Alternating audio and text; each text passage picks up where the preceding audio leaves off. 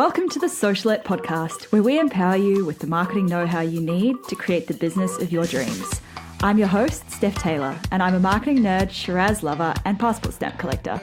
Join me as I dive into all things small business marketing and deliver them to you in bite-sized, fluff-free lessons every Monday, Wednesday, and Friday.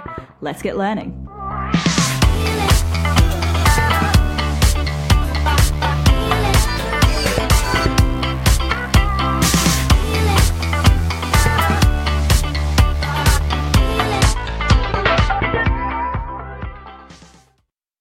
Hey, welcome back to Socialette. This is episode 88.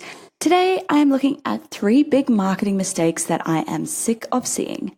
We've all made mistakes when it comes to marketing our businesses, but there are a few surprising ones that I've noticed people making again and again and again.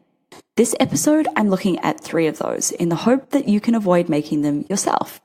I think you might find them a little bit surprising, and they're probably not what you expected.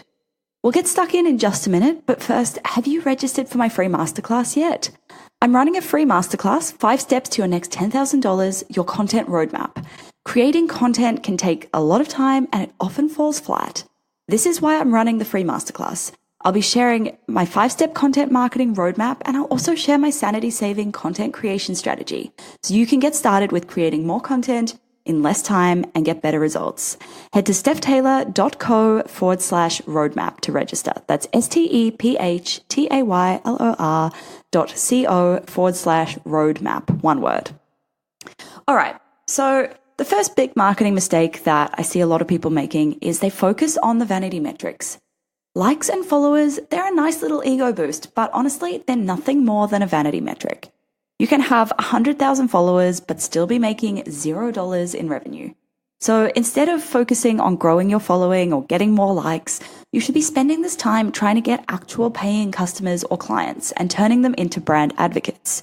Just because somebody follows your account doesn't mean that they're actually interested and willing to pay for whatever it is that you sell. By focusing on trying to get paying customers and clients, you'll find that your following will naturally start to grow just by itself. And honestly, even if you're looking at your number of website visitors, this is also a vanity metric. What matters, what really, really, truly matters, is how you convert these visitors or your followers or whatever into paying customers or clients. The second big marketing mistake I see people making is not believing in your own product or service. If you don't believe in what you sell, you're going to have a very tough time convincing people to buy it or work with you. And you're going to feel pretty icky about selling to people, especially if you're not confident that it can solve their problem or that your product will actually deliver. There isn't really a quick fix for this one, but if you don't believe in it, maybe ask yourself why.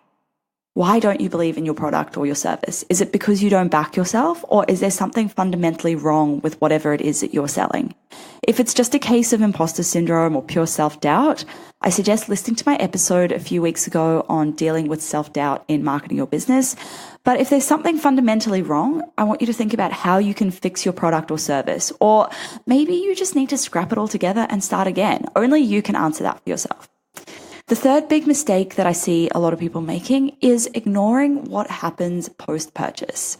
Once someone becomes a paying customer or client, often people will just forget about them altogether.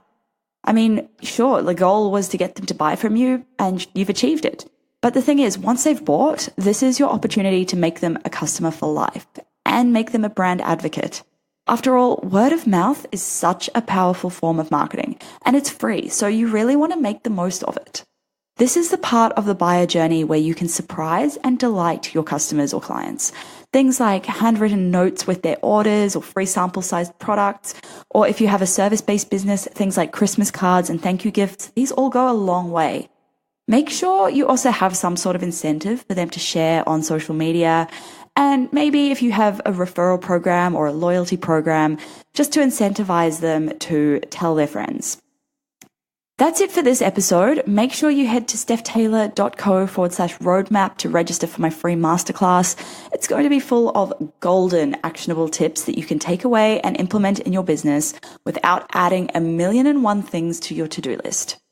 Remember to hit subscribe so you don't miss every new episode released every Monday, Wednesday, and Friday. And if you've enjoyed this episode, I'd love it if you could please leave a rating or review in iTunes or Apple Podcasts. It means a lot to me when you do, and I love reading them. Thanks so much for listening. Catch you next time.